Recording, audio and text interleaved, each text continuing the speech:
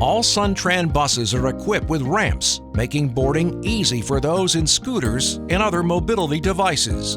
Allow for other riders to exit the bus before boarding through the front door. If a driver does not automatically see that you need the ramp, just ask. They are there to help.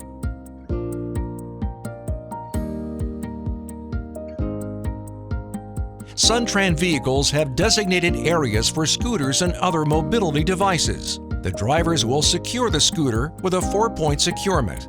However, even secured, scooters have been known to tip over while traveling on many buses throughout the country.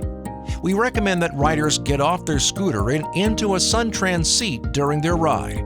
If you need to stay in your scooter, we ask that you wear the shoulder and lap belt. Your safety is very important to us. Help us help you enjoy your ride.